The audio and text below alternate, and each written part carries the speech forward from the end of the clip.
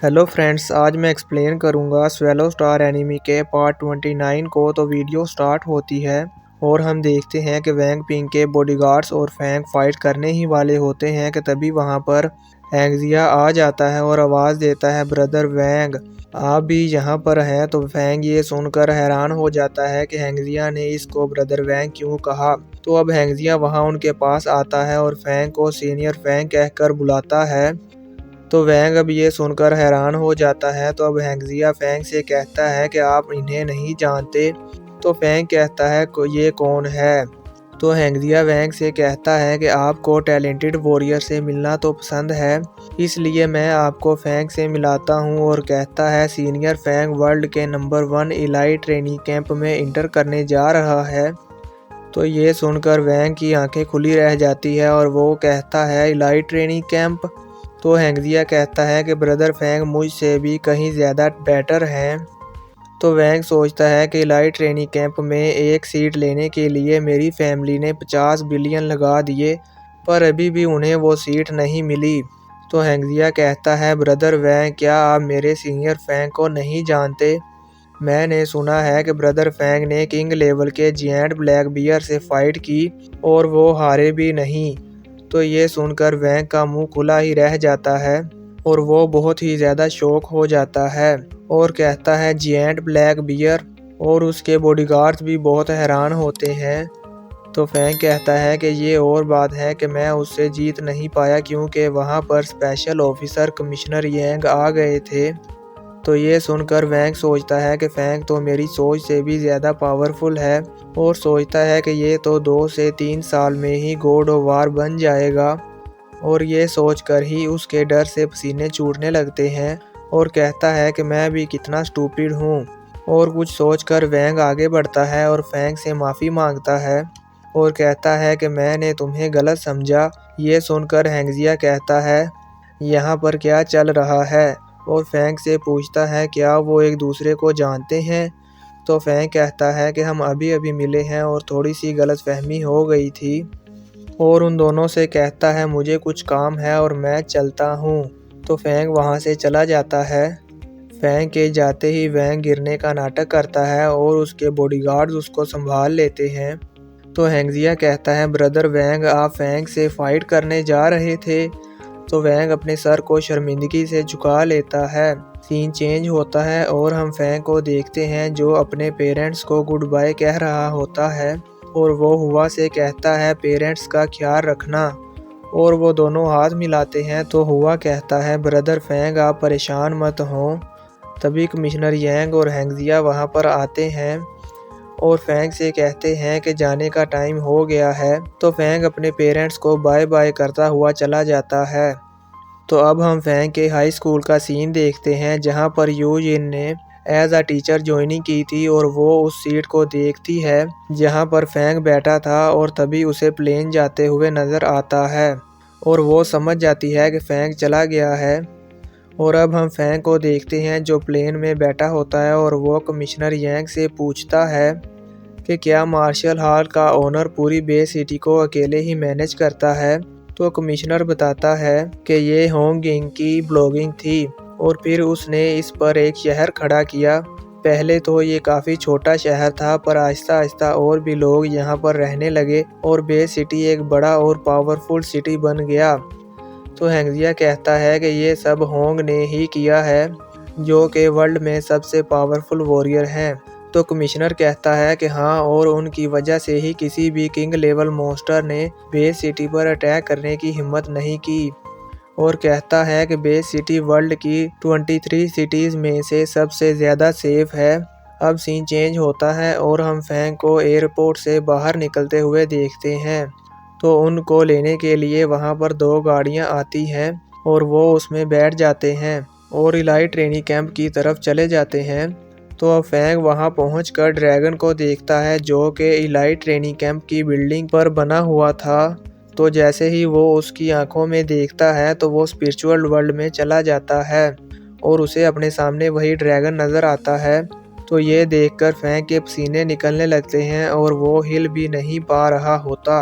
तभी वो dragon Fang पर अटैक कर देता है और फैंग रियल वर्ल्ड में आ जाता है। और काफ़ी डरा भी होता है और सोचता है कि ब्लैक ड्रैगन की आंखों में देखना ज़्यादा खौफनाक है, जबकि आयरन ड्रैगन की आंखों में देखने से उसे कुछ भी नहीं हुआ। तो कमिश्नर उसे बताता है कि ये किंग बीस्ट की रियल ड्रैगन आइज़ हैं और वो उसे बताते हैं कि ब्लैक ड्रैगन ने वोल्केनो से निकलकर हर जगह तबाही मचा दी थी और इस ब्लैक ड्रैगन ने इंसानों को बहुत ही ज़्यादा नुकसान भी पहुंचाया था। तो ओनर ने उस ड्रैगन को सक्सेसफुली मारने के बाद उसकी आंखें यहाँ लगा दी ताकि स्टूडेंट को ये बात याद रहे कि उन्हें किसी भी वक्त मॉन्स्टर से लड़ना पड़ सकता है और उनको ताकतवर बनना है ताकि वो ह्यूमन सिविलाइजेशन को प्रोटेक्ट कर सकें। तो अब फैंग आगे बढ़कर रैंकिंग को देखता है जो ब्लैक ड्रैगन के इर्द गिर्द घूम रही थी। तो कमिश्नर उसे बताता है कि ये सब स्टूडेंट्स की फाइटिंग स्किल की रैंकिंग है, जो जितना ज़्यादा हाई रैंक पर होगा उसे उतनी ही ज़्यादा फैसिलिटीज़ दी जाएंगी और बताते हैं कि जो भी लास्ट 3 में आएगा उसे कैंप से निकाल दिया जाएगा, इसीलिए स्टूडेंट्स को हार्ड वर्क करना पड़ता है। और उन दोनों से कहते हैं कि ये मत सोचो कि इलाइट ट्रेनिंग कैंप में इंटर हो जाने के बाद तुम लोग आराम कर पाओगे, क्योंकि यहाँ पर कंपटीशन दूसरे ट्रेनिंग कैंप्स से बहुत ही ज़्यादा है।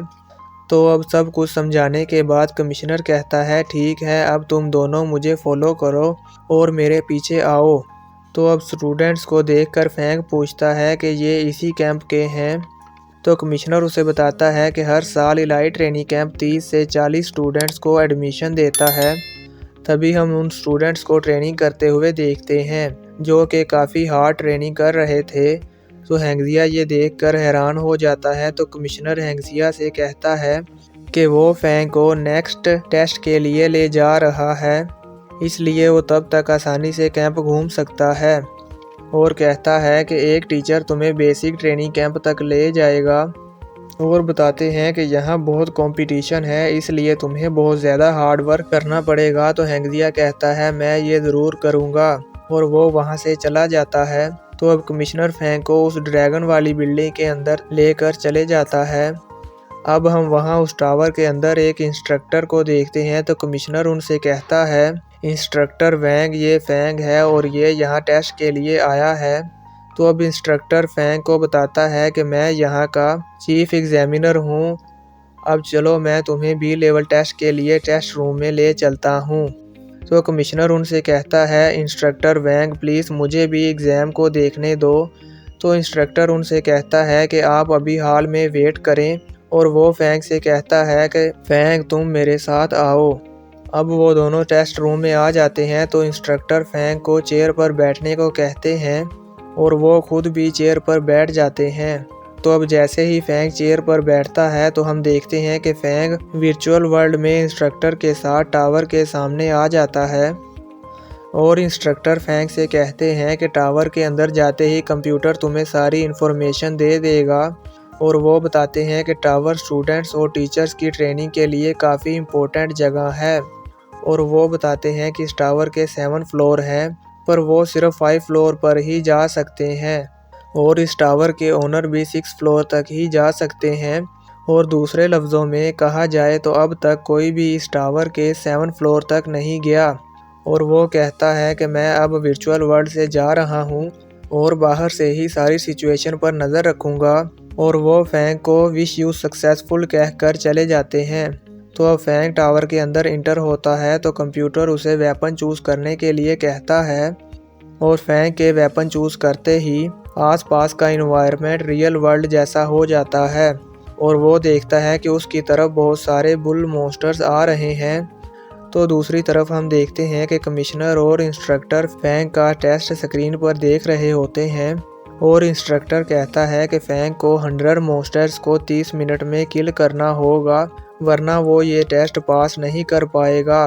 हम फैंग को देखते हैं जो सोचता है कि ये तो बहुत सारे मॉन्स्टर हैं।